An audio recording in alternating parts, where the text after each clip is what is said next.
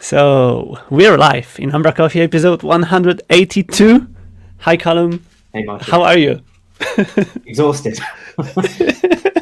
How are you? It's not our recorded intro yet again, but I'm same. Slept for almost 4 hours today. Great week, great failures, great achievements as well somewhere in the meantime. But generally, really good and solid week in the level of our craziness here. So I heard that it was same for you, Callum. Yeah, exactly the same.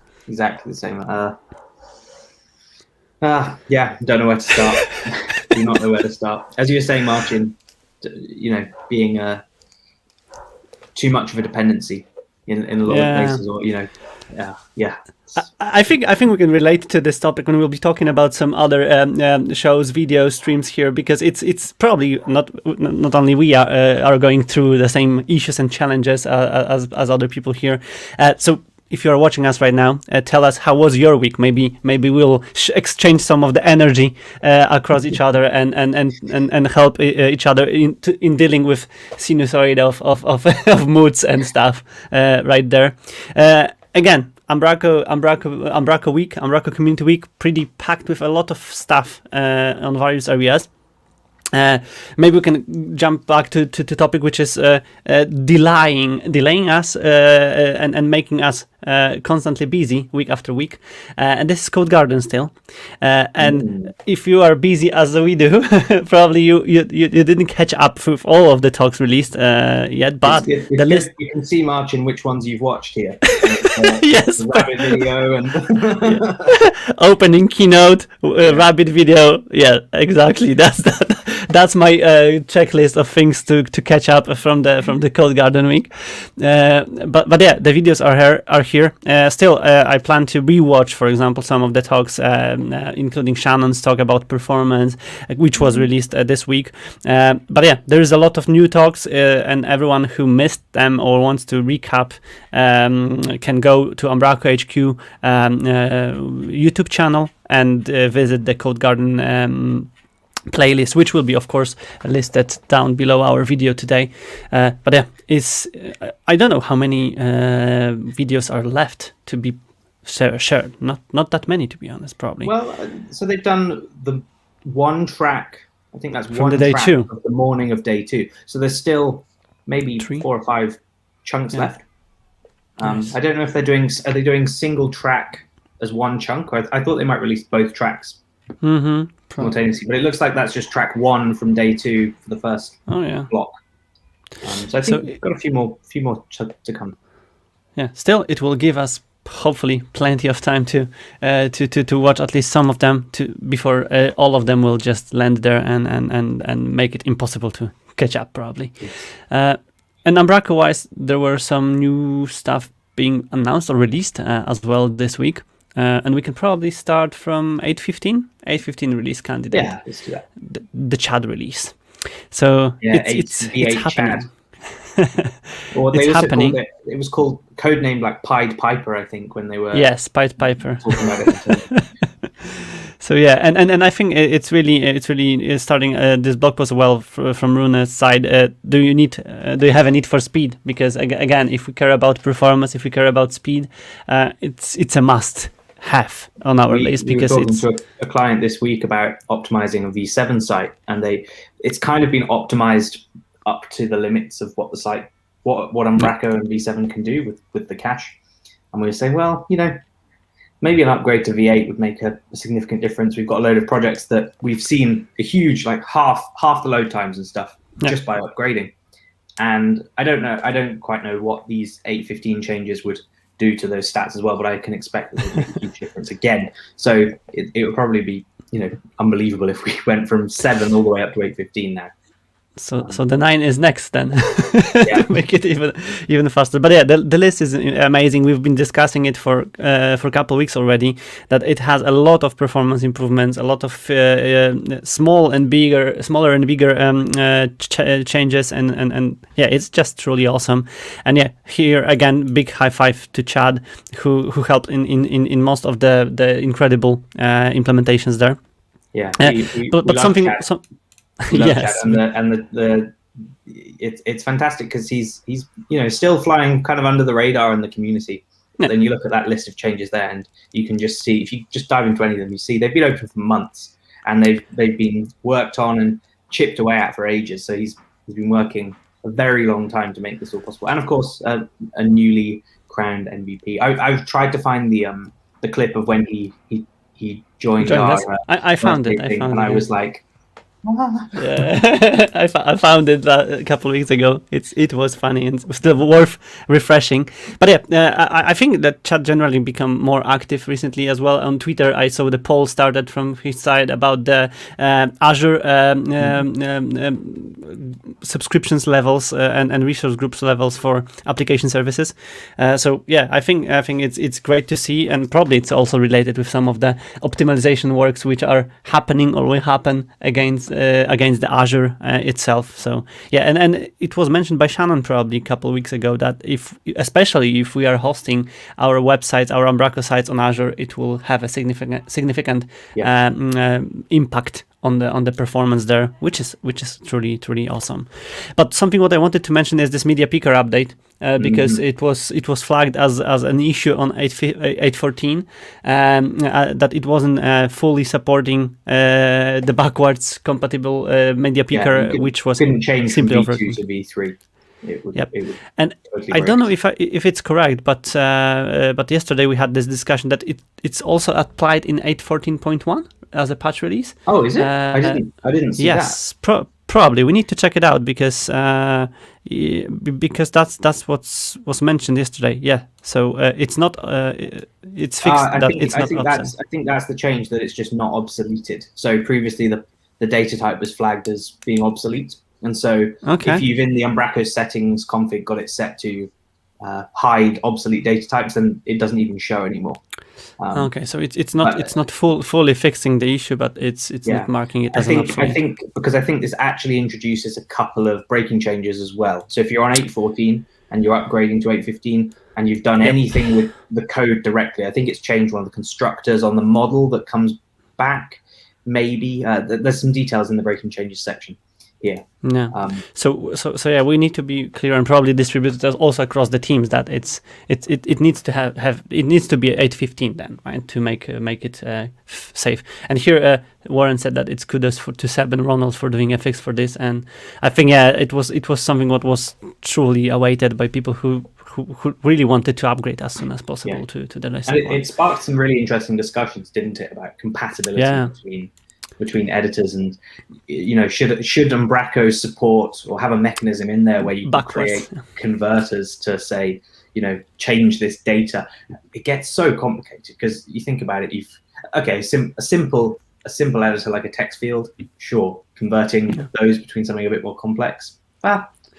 Okay, but if you imagine saying like, I want to be able to convert the grid to block list and expecting some code just to migrate it, it's insane. So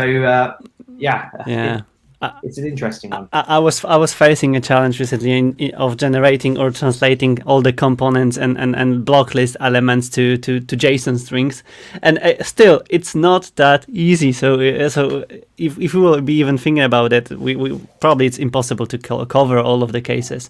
And you've been doing the super value converters as well in the past, right? So it's, we've also done like.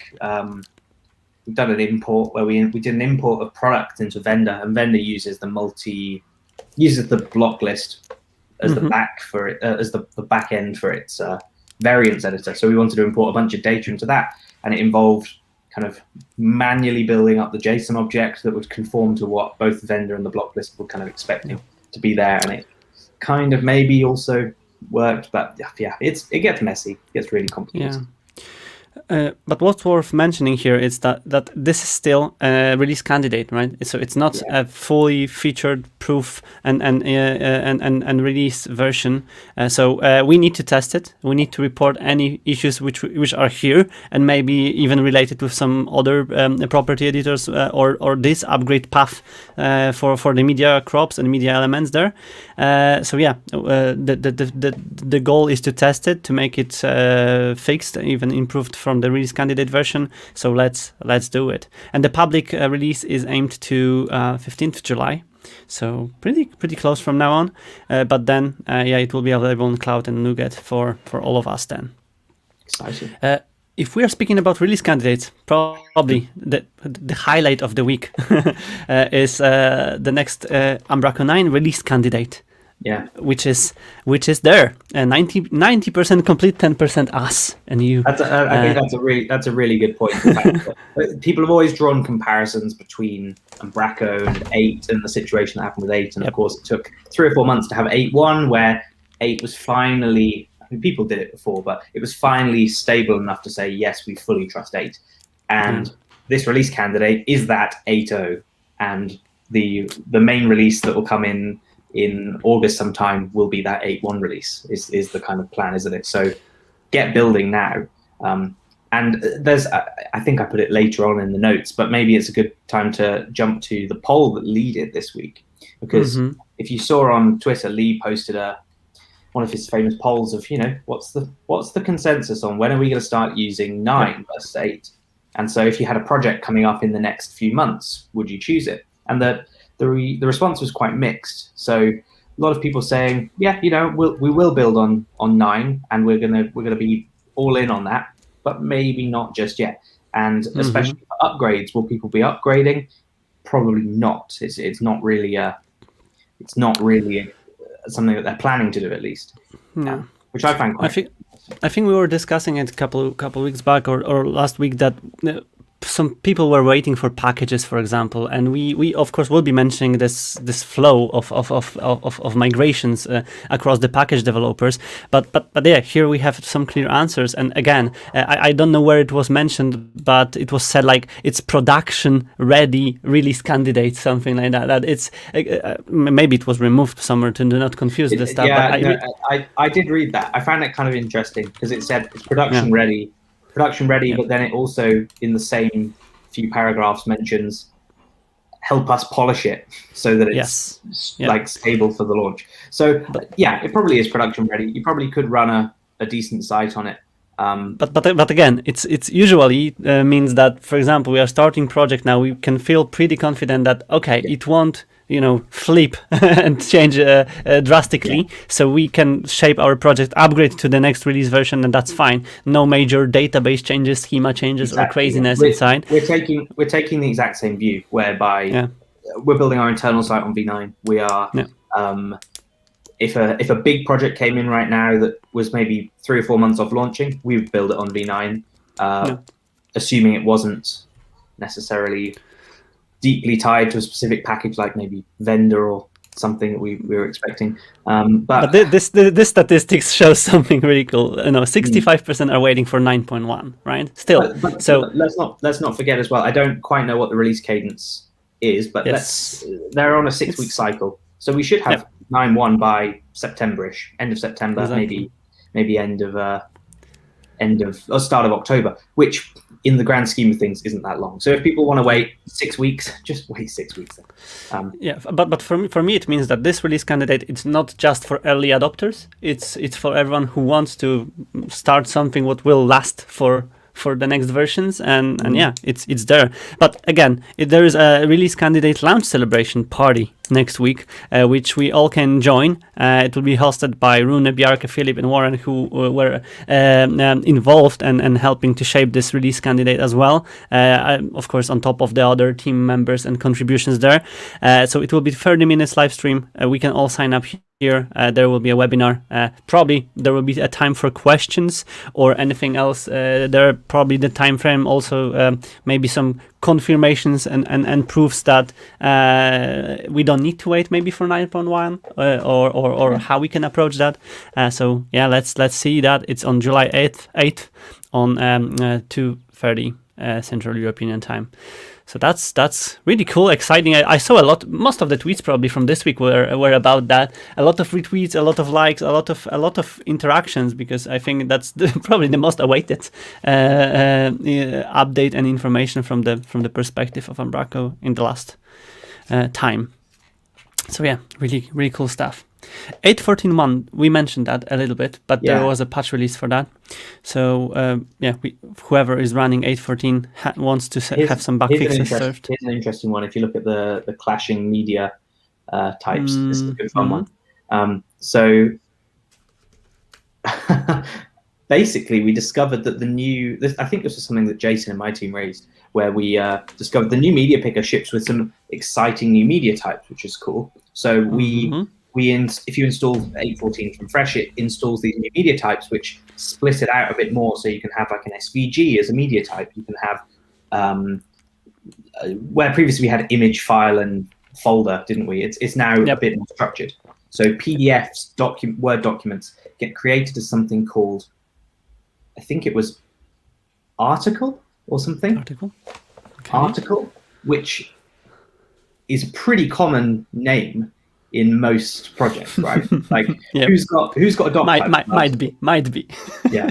So what this does, I think what they've changed here is if you install from scratch, it's going to prefix them all with like something now. So it'd be like article, or I can't quite remember what the decision was, but it's quite funny that they've shipped a bunch of media types in core with names that are incredibly common in in people's projects. So if you were to have just bits of code that you reuse, or I know people have usync files that they copy between projects. You can't do that on 8.14, or you couldn't do that on 8.14 if you had the same names. Okay, that's a good catch and a good fix. And also again something what might be catched during the testing on some existing projects. And it shouldn't take much time to see this issue if you will just run it and test it. But whilst we've been talking about release candidates, it's actually a really interesting point. We've discussed release candidates many times before, and people's behavior with them. Do you start building a project on a release candidate? Maybe you start from scratch. Do you upgrade? Maybe you upgrade a project. But very rarely do people in that 2-week window get stuck in enough that they find some of these potentially quite big issues. Like you may spin up the 8.14 release candidate to give it a go, yeah, it looks good, the media picker looks great. But until you actually start using it as part of your workflow, you don't really learn these things. But it brings us all again back to the position where it's good to have some testing project which is filled with some testing data. Maybe it's a test website with some various content elements and stuff, and then you're upgrading there and running the same set of tests. But you upgrade, but then it's not the same as maybe starting from scratch, which in this case, exactly. The issue is only present when you started from scratch.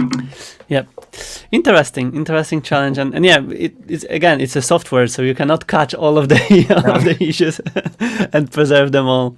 But yeah, good one. So everyone can now upgrade and probably expect less issues than previously. From the package side, there were a couple new announcements and new releases, starting from Paul's dynamic images package, which is extremely cool. And I already replied to his announcements today that I was really tempted and curious how Dev2, this blogging platform, does it, because you've probably noticed this, Callum, as well. Whenever you share a blog post from Dev2, it generates the automatic thumbnail and social media element with the title, author, and stuff like that. It looks cool, and Paul replicated exactly the same here. GitHub does it now as well, and that was so. It's really funny. Only yesterday, GitHub tweeted, "Hey, we've open sourced the library that we built to generate those."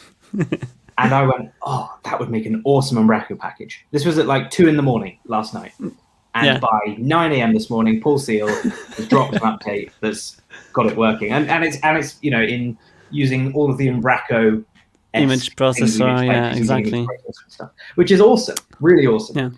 They definitely make the content and sharing that content far more interesting and engaging. The GitHub one is a great one where it shows like how many stars and forks and comments you've got or issues you got on the repo, and I love it.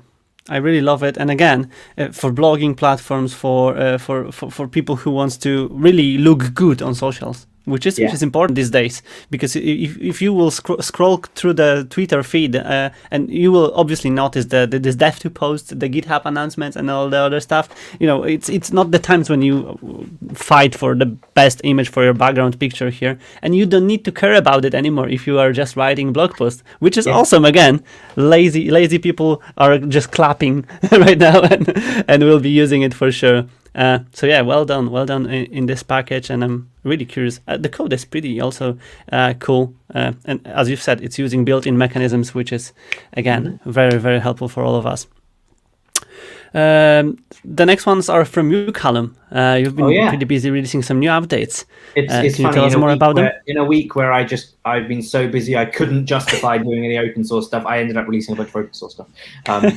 So yeah, Tell us more. I've got a friendly robots and a friendly sitemap package that do dynamic robots and sitemap XML files. But this week I released some big updates to them that make it far more pluggable. So you can register your own routes, all kinds of stuff. And two, I introduced a whole new, two add-ons. So a news sitemap, which is if you're doing Google News, and it will actually pull them out in the correct format. That's what I like the most, because I think there were 2 or 3 or 4 projects recently where we needed to extend the projects and insert a news for Google sitemaps. So this has news sitemap, but it's also got an images sitemap, which is something that maybe a lot of people don't know even is a thing, but for Google Images, you can supply a Google Images sitemap. And of course, in Umbraco, we've got a big media library, but the challenge is you only want the media that's actually visible on the front end, really, in that sitemap. So what I've done is I've used the relations that get created by the, what's it called? You can see like media usage, media references. When you go to a media file, you can see which content items it's visible on. Yes. So I've used all of that to actually list out the page and all of the images that are present on that page. And yeah, it works that way. And then there's a bunch of auxiliary extensions that come with this. So composition stuff, I had some challenges where I needed to kind of lazy load some of the configuration. And so I've got a lazy loaded key value based collection or something that's registered in the container. Again, this is used in a couple of our projects now. So that's there. Some updates, the routing extensions package as well. And the thing I'll add, whilst we've been talking about V9, is a lot of this was trying to align the code base so that I've added a bunch of complexity to it in this release and a bunch of features, but also align it to make the upgrade to V9 easier. And I have to say, I was really ambitious and went, you know what? I'll just try it. And I got it built. I got it building within about 10 minutes. So add the NuGet packages, give it a go. Routing in V9 and in .NET Core actually is so different that I've hit a big stumbling block. And if you're doing anything with custom routes in Umbraco, you're going to be in for a treat in V9. So I've got some thoughts and comments that or some questions maybe for Bjarke that I might share with him. But yeah, in theory, this is now upgradable to be cool. V9 pretty easily too. Yeah, we will be talking about the upgrades to V9 and some experiences from various users. But yeah, it looks like a great work, and thanks for sharing this, because probably a lot of us will be dealing with the similar stuff. And again, we've been talking about it all the time. That it's not our developers' goal to build everything from scratch. It's here. Everyone can contribute. It's open source, right, Callum? So as well, everything is on GitHub with amazing thumbnails automatically generated from GitHub, Open Graph. So yeah, we can all contribute and see how it's done, maybe improve it and use it and tailor it for our own purposes. So yeah, that's really great. Great to see that. And some other people were also hacking and trying to do stuff in V9, starting from Dennis, who shared this week the demo site with Umbraco 9 installed there. And there were a lot of discussions which we've observed about how to do, I don't know, custom routes, what you've mentioned, how to just serve the controller stuff. Yeah. And from what I saw, Dennis tried to combine it all here, do some kind of basic route hijacking, some content model enhancements and stuff like that. All of it is listed here.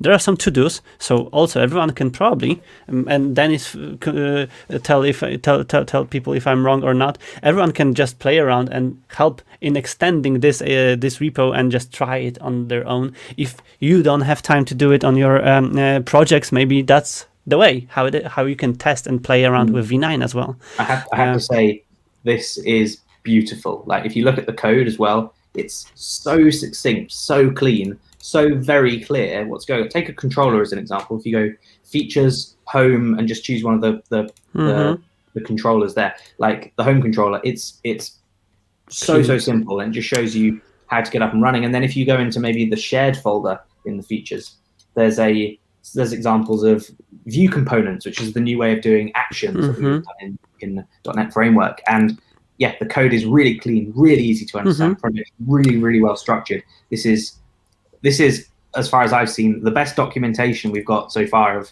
kind of the best or right way to be building stuff in .NET Core. It's really I had an interesting discussion this week about exactly modular monoliths and divisions for folders with features, and I really like this. And again, it's kind of the way how we can do it with Umbraco projects, because obviously we are still doing a kind of monoliths here with content-based and CMS-based structures. But yeah, it's pretty cool. And yeah, test it out, check it out. It's working with the V9 beta number 4 on .NET Core 5, and yeah, a lot of to-dos. And yeah, Dennis approved the contributions here, of course, so everyone can play around and help in making this. As you've said, code is sometimes the best documentation. So let's see how and where it will go here. So yeah, amazing work here. And package-wise, because that's the project which is obviously representing the whole website, but package-wise, some of the package creators also teased us with some V9 achievements, starting from Matt and Vendor. I don't know if it was probably a couple weeks ago when Matt started to play with. I've been listening to the Package Manifest podcast and also keeping an eye on Slack. And Matt I think he's just locked himself away for 2.5 weeks. So since he started around Code Garden, just, okay, I'm going to give it a go. And he's taken a really different approach to most package devs, where they've gone, okay, we're going to just upgrade. Whereas he's trying to multi-target, so the core of Vendor, or as much of the core of Vendor can remain the same for V8 and 9. He's got a challenge supporting a big product on those two platforms. And it works. The back office is there on the latest beta, and he teased as well. He's got the NuGet packages all lined up now too. I know there's still a bit of work to get like the surrounding packages, like the vendor checkout and the payment providers and stuff upgraded, but I think that will come. But that also relates to what I wanted to share. It's like it's not always an easy way, because we were saying that it's that easy. Everyone is just seamlessly migrating stuff to V9. It's of course not that easy all the time. And Matt replied here to Philip that it was hard in places, of course, right? And this targeting which you've mentioned was probably harder to maintain. But still, it's possible. And again, we have sometimes teams, sometimes bigger companies, bigger teams to work on specific items, and sometimes 1 or 2 people can do an amazing stuff and also migrate various packages really quick, assuming that code base for Vendor is pretty big, I believe, right? So it's like it wasn't easy for sure, but it's here, and yeah, it just proves that we can all sleep probably better, knowing that it's not that hard. Same with other packages and package creators. Maybe we can jump to Kevin's jump using complete here.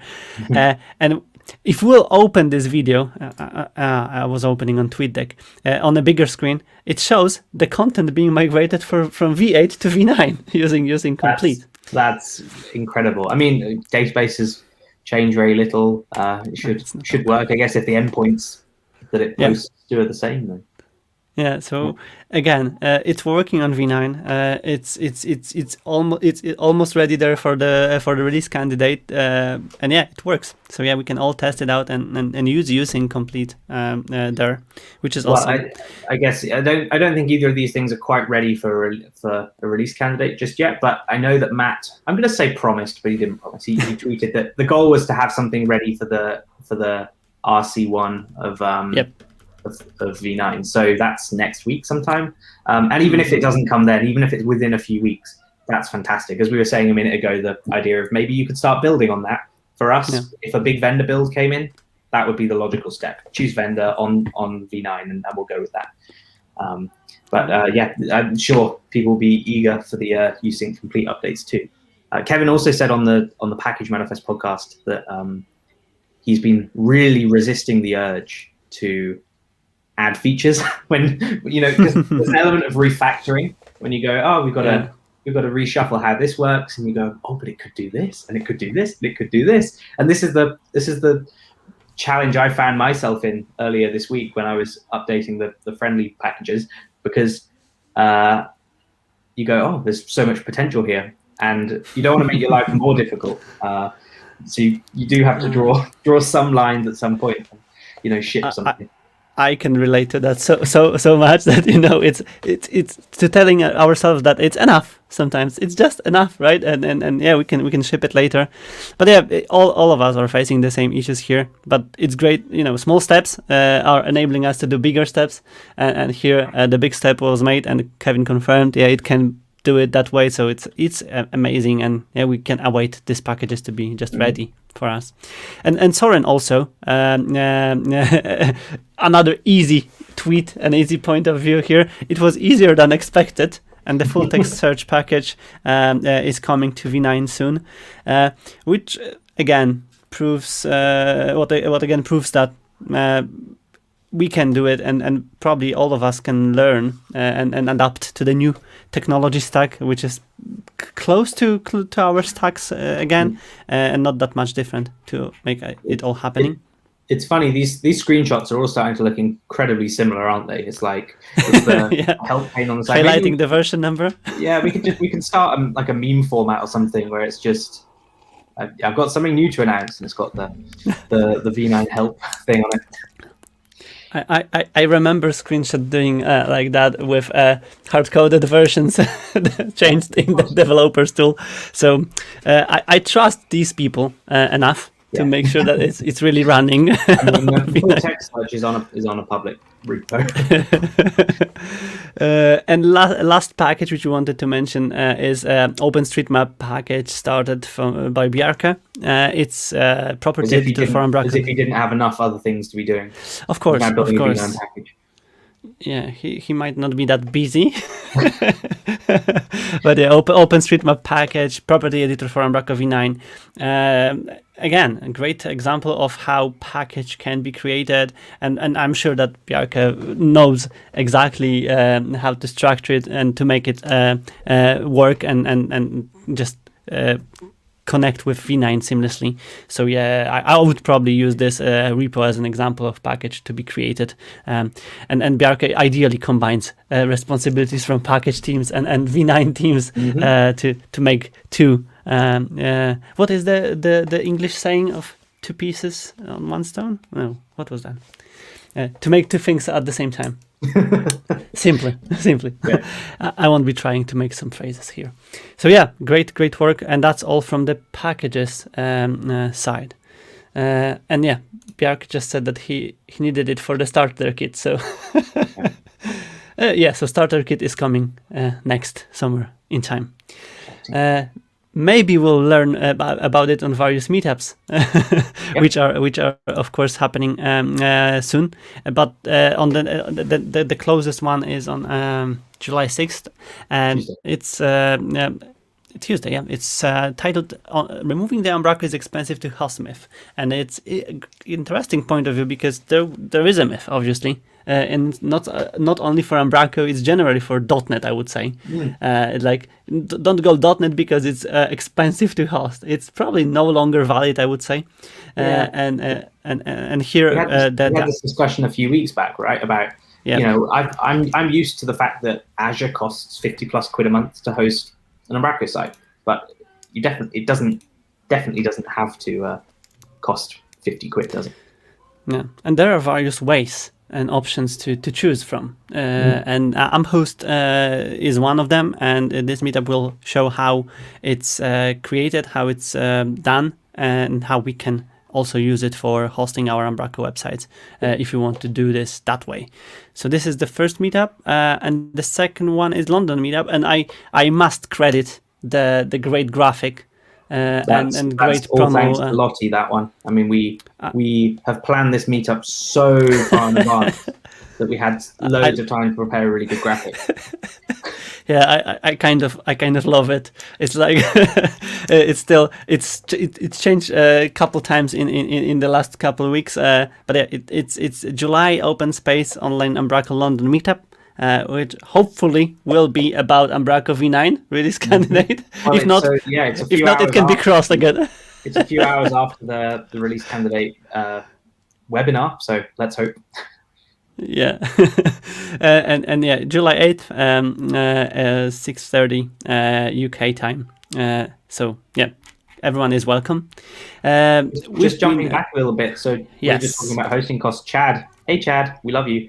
In the chat is saying that you may halve your hosting, at least the resources required to run the site in with 8.15, which is phenomenal if that's the case. So really great work there. I need to have a play. Yep, we've mentioned the polls done by Lee, so we can jump to someone else, and the blog post which we wanted to highlight this week, starting from migration from V7 to V9, which is this one must be exciting.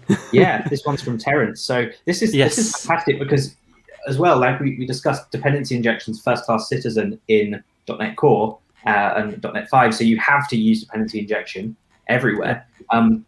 V7, very few people, I think, maybe some of the pro really pro Umbraco devs or people, testing nuts were doing dependency injection in V7, but a lot of people weren't. People were relying on the kind of singletons and all of those things to access Umbraco.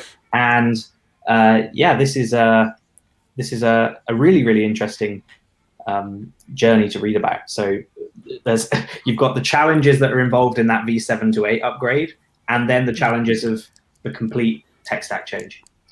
Yeah. And Warren, I see you're saying we've got part 2. We know about part 2. We've got that as well. Don't let anything slip past us.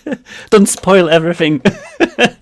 No, but the part 2 is, and hopefully you can expect the part 3 and other parts documenting the great work done with migration from V7 to V9, and it relates ideally with the polls which we saw. A lot of people will still be upgrading projects, and a lot of discussions is still happening with various teams, companies, and projects. Should we upgrade? Should we wait? And I think that documenting these paths again will help us all understand the amount of work required in some of the cases, plus estimate maybe work required to do it, and tell clients that it's possible or it's hard or easy or impossible maybe in some of the cases. It's always going to be one of those it depends. Like I can throw my chin and go, it's going to cost you whatever. But yeah, should we migrate or rebuild? That's the question. Honestly, my gut would be if you're on V7, it's a rebuild. If you're on V8, we're going to try a few of them. I think I would say it depends. Keen to be on V9, even on the release candidate. So. Yeah, it depends. It depends how complex data structure you use and very other dependencies. So yeah, great work from Terence. And part 3, Terence just replied that it will be tighter. Yeah, he did. This is the post from earlier where he said he wanted to do all the front end stuff by the time the RC1 lands, which is in a week. So that's your weekend ruined, Terence. But this also proves how complex this path of migration is and might be interrupted by many circumstances, such as releases of release candidates in the meantime. The next on our list is podcast, which you've mentioned already. Lee joined the Package Manifest podcast and shared a lot of great highlights and information from the package ecosystem and this episode journeys. Was really good. Not that any of them so far haven't been amazing. This was really good, and I've got so many things to say and feedback. I could probably do a whole umbraCoffee episode just talking about this one podcast. But they talked about sustainability, and Lee was sharing some really valuable insight around the kind of reasoning behind contentment and why he's built it and maintained it in the way he's done, from licensing point of view to not really announcing releases and kind of just putting it on GitHub and letting it kind of fly under the radar for a bit. And also all the history of his involvement with components and things in V5. So yeah, so good, so much gold in this. Go give it a listen.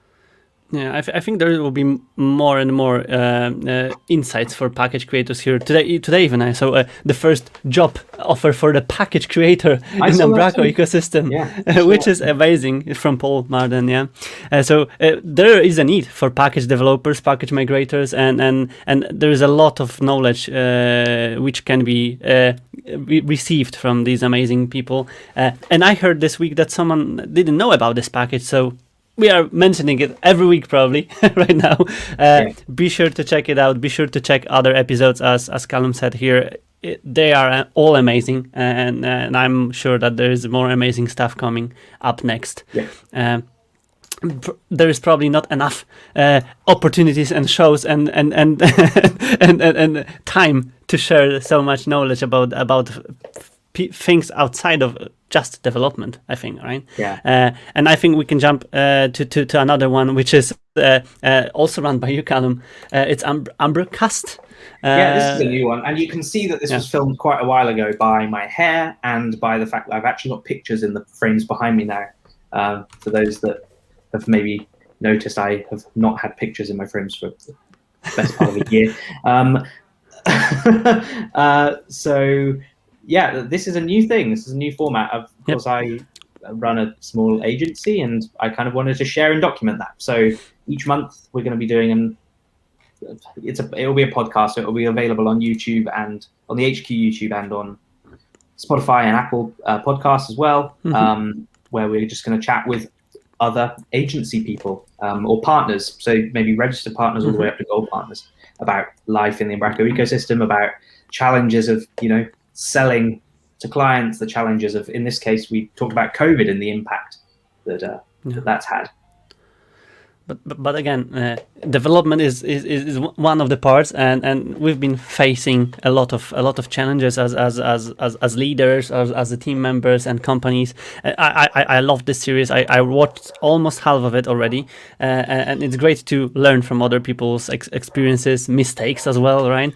I'm really looking forward for more from here, and good one. It's still unlisted on YouTube, but link will be down below. We'll be sharing more information about this in the coming weeks, but it'll be a monthly thing. This was V1 of this. We're going to be you'll notice as well. At the start I introduced it as PartnerCast. It's not called that anymore. Like a lot's changed since this was recorded, but we'll be doing another one soon. So your agencies are agile then. Very adapting on the go. The second video, which I missed, I announced it last week that I need to visit it, and I completely missed this. I missed the deadline, which was the Q&A Instagram stream run by Spindog's team and Owen and Amy from the team there. A lot of good questions being asked and collected on various social medias and channels. I still also need to catch up on this, but very, very valid points, very interesting points for people who don't know Umbraco as well, and maybe wants to consider Umbraco as a platform of choice. So hopefully it will reach many more people who might convince themselves to use Umbraco more often. That's probably interesting point. So a lot of videos, a lot of opportunities to learn about Umbraco and exchange knowledge. The last one is, of course, again, opportunity to exchange knowledge and in real life. Finally, this was something exciting, ambitious. I think I saw a poll this week of who's willing to go to an in-person meetup, and it was split equally, yes, no, maybe. So I think people are still very, very nervous about meeting in person for a big event like that. But good luck to them. The Denmark Umbraco team and festival, Danish festival, is going to organize an event in Aarhus on November 11th. And the event team is starting collecting speakers proposals, so all of us can contribute. It's open. Carl asked here, is it planned to be an in real life event? The team confirmed. Kim confirmed that it will be, thanks to the new restrictions, hopefully enabling that. So if nothing will change, It's a great event, one of the first ones in real life on the timeline of Umbraco events. So we can all contribute right now and submit our talk ideas if anyone wants to. Just break the silence and break the live streams wires and they're just go and speak. They're accepting virtual talks as well, so people from anywhere can submit. Cool. So yeah, submit if you have anything interesting to share. And last but not least on our list, a kind of standard point on our agenda from a couple of weeks is a new hire on Umbraco team. Christopher joined the cloud feature team, and that's something what caught my attention, that there is a dedicated maybe sub team. Cloud feature team looks after the portal, Uno, and a few other things, and then they've got the cloud platform team who is responsible for the infrastructure, the DevOps people. That's Morten and Rasmus and the people we know there. Hardcore stuff. Yes. Yep. But that's cloud feature team and very experienced developer with more than 15 years of experience. So hopefully, I'm sure that great addition for the team member, starting from writing code on Commodore 64, which is impressive again. Yep. So welcome in the team, and everyone can check the story of Christopher and his involvement in Umbraco from now on. Awesome. That's all from our list. One more thing. We try and keep these short, and then we go, oh, we won't get a guest on. We've got a few topics. It's fine. We don't want to make it drag, and then we've still been talking for 45 minutes, and there's still something I want to talk about. So let's talk about it, because what the hell? If you want to if you want to turn off, just turn off. But I think it wraps our discussions today ideally. We've been vocal about it. I've been vocal about it on various social medias. It's GitHub Copilot, AI pair programmer. So this is using OpenAI, which is technology GitHub's actually talked about a few times before as well. But they're using OpenAI, and they've integrated it directly into, is it Codespaces and a VS Code extension? I think, I'm not sure. But you can effectively like start typing code, and it will auto-complete a method based on its understanding of what you're trying to do, based on basically indexing all of public repos on GitHub and making that available, which is incredible. Yeah. I've shared a poll this week on various social platforms. If it was intentionally a controversial poll, of course, with the question, is AI going to replace developers, with an answer yes or no, because I'm really discussing it a lot with various people, and of course I'm on the side which doesn't believe that it will be a thing, but again, it's amazing to see things like that, and it's helping us. It's going to help us write code faster, maybe focus on more challenging stuff rather than writing the same method. You've seen in VS 22, and I think it was also in one of the previous VS 19, where you can start typing a line and it will auto-complete that line for you. Just hit tab and away you go. Yeah. Like they're not trying to make, I mean, it's kind of impressive where you see it, you type a comment and it like builds the method out for you. That's quite impressive. Yeah. But they're not trying to make it so that someone somewhere can write out their spec as comments and it will build your application. They are just trying to make our lives easier, faster, better, right? But if you saw GPT-3 driven software who can create an application from a speech, build me a mobile app with header, 2 logos, and navigation to jump across the pages, and it's done. I'm expecting more. And these smaller or bigger things are just proving that we are experiencing an amazing times in our world. And there is a technical preview to which we can sign up. So I signed up myself. I'm really curious to see that. And this is the Visual Studio Code extension, from what I heard. So yeah, we can use it. We can test it. I'd love to see so many things here, but with Umbraco, how does it work with Umbraco stuff? Because it's not just auto completing syntax and language. It's actually auto completing its understanding of functionalities, functionality. And then I wonder, again, so how quickly and easily, or how it can differentiate between potentially versions of things. I don't suppose it has full understanding of. It's not going to have full understanding of like. Umbraco 9 does it this way, V8 does it this way, but it's going to surely a common line, probably visible many times on GitHub, would be something like new Umbraco helper or Umbraco context dot. And I wonder if it's able to pick up on those things and potentially also complete those. I'm really interested. Topic for Lungo, Callum. Yeah. No code automation. I'm a huge advocate of no code solutions, and Terence even wrote right now that he put together a developer chatbot in with 3 hours, right? And Callum, you probably were involved in this hackathon when we were doing some chatbots craziness back in the days, and it was also done in 1 day, and it was doing an amazing things without low code and no code solutions then. And now it's even more easy. So I think we should think more about ecosystems and solutions rather than specific code blocks, and hopefully what will give us the power of writing code and software quicker and better in the long term.